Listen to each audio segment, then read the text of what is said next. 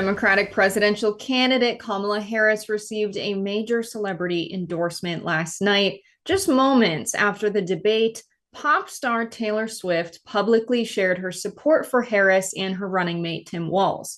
She posted, "I will be casting my vote for Kamala Harris and Tim Walz in the 2024 presidential election.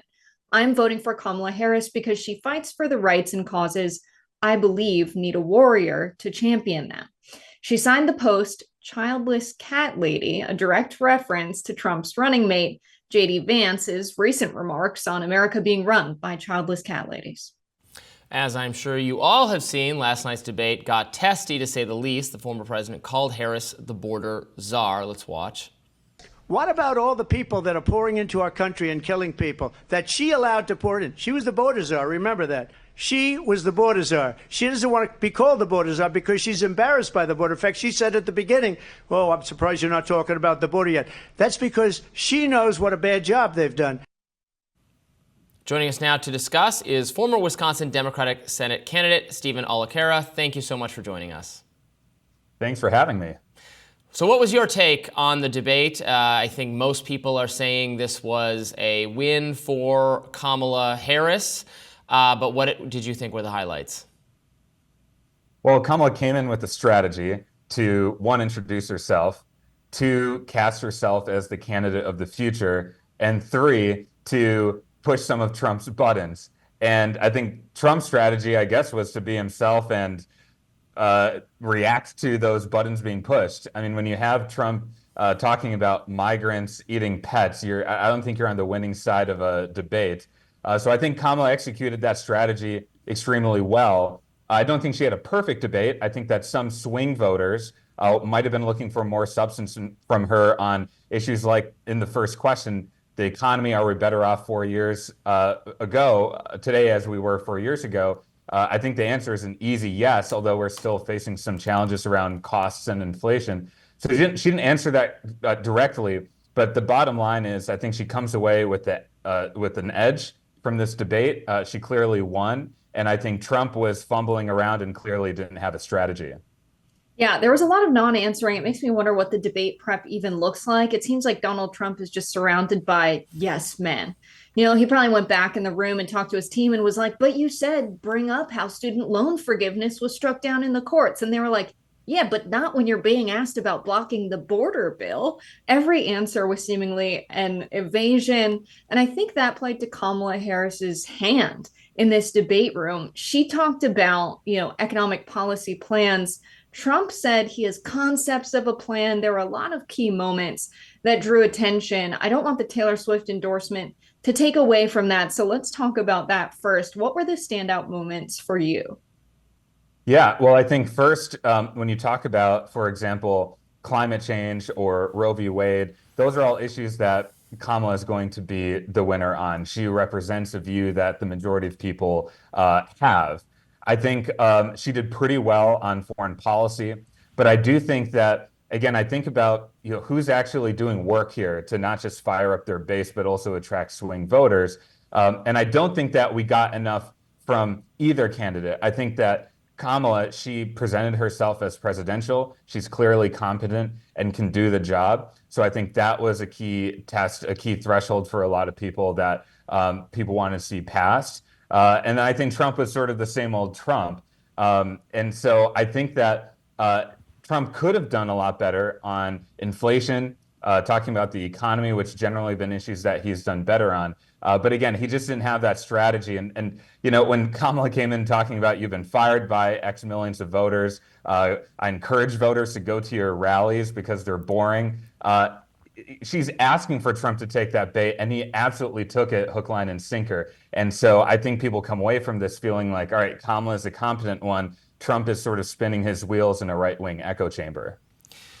Of course, conservatives were very unhappy with the moderation in this debate. It seemed like Donald Trump had to go up against not just Kamala Harris, but three people at various points. He was fact-checked in real time. She was never fact-checked in real time. I think the way CNN handled the last debate was great. Jake Tapper, Dana Bash, leave it to the candidates to do the fact-checking, because if you're going to intervene and just have it be entirely one-sided, then you're going to open yourself up to the very criticism that ABC courted last night.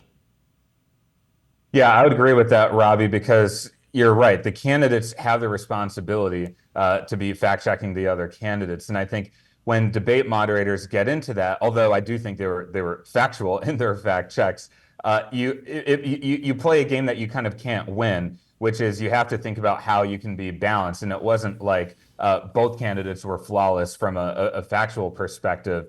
And so I think it has the effect of a lot of people on the political right feeling like the debate was unfair to them. The debate moderators were out to get them. And I think that's damaging and it's not helpful. So I agree with you that the candidates have the responsibility to do the fact checking. We should talk about Israel. How do you think she handled that question? Donald Trump said Israel won't exist if Kamala Harris is elected. She spoke a little bit about a path forward, not just saying we need a two-state solution. She did say she believes Palestinians have a right to self-determination and freedom. There was only one question on the subject. It really is a vulnerability for her. Why do you think there was only one question, and how do you think she handled it? Well, I think one reason why I think there's only one question, even though it probably deserves more attention, is that this might be the only debate of the cycle. So I think the moderators were trying to get to a lot of different questions. I think that Kamala clearly is trying to strike a balance where she wants to say that Israel has a right to defend itself. And at the same time, she's saying it matters how, and that too many people have died on the Palestinian side. I think that she stated her positions. But I don't think that she laid out a strategy of how she's going to do them. And I don't know if she said how she's going to do things differently than President Biden. I do think that she certainly had a more nuanced perspective and a more thoughtful perspective than President Trump, who's just a blunder and didn't really have too much to say about the topic other than Israel is over under a Kamala Harris presidency.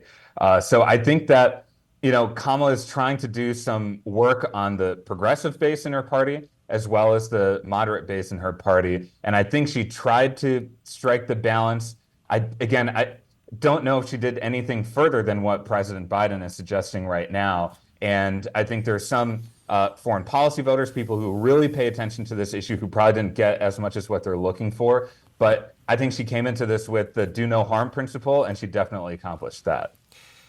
She is the sitting vice president. She's been a part of the administration, and there's widespread dissatisfaction among the American people on the economy and on immigration in particular. She's laid out some economic plans that have not received the best reviews from economists. And many people say that many experts say that just giving more money to people in order to help them buy houses, for instance, that's gonna immediately raise the price of housing. It's a supply problem, not a unwillingness of people to go out and seek for homes to buy. The tariffs are something that Biden actually continued from Trump that many economists say are not a good idea. Were we hearing a lot of answers last night from either party on how these fundamental economic issues in America are going to get addressed? No, I don't think we did. I think that at the convention as well as in the debate, we didn't really hear much really from either candidate on their domestic economic plans, even though that clearly is the number one issue for voters. I think that Kamala came in with this idea that people need to know who she is, where she comes from, middle class background, and that her judgment and her values are on their side. And I do think she did a decent to good job of that. I do think that she really indexed highly on her her family background and that she knows what it's like to be part of the middle class. She did talk about the housing proposal, but she didn't really go much further on that. And again, look, which voters are you trying to appeal to? I do think that Democratic voters were fired up and elated by this debate performance and probably don't see an issue here. Again, I'm trying to think about the voters who I worked with and have spoken with in Wisconsin, who are those swing independent and sometimes populist voters who are looking for a little something, who might have been looking at RFK Jr., might have even been looking at Donald Trump, but are open to being persuaded by Kamala Harris. And I think they're looking for more on the domestic economic front. So, Michael, let's get into this Taylor Swift thing. Elon Musk has now weighed in. He tweeted, "Fine, Taylor, you win. I will give you a child and guard your cats with my life."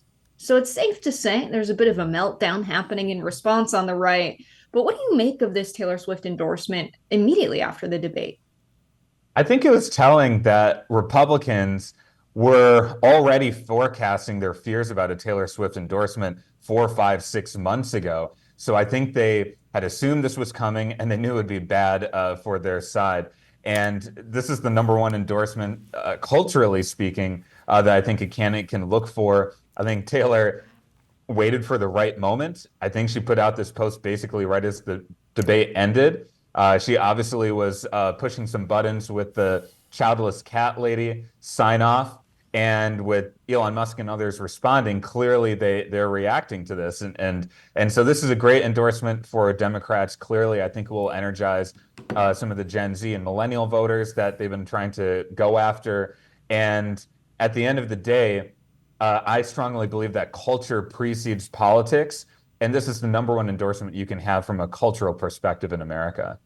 Steven Olikara, thank you so much for joining us today. We appreciate it. Thank you. Thanks for having me.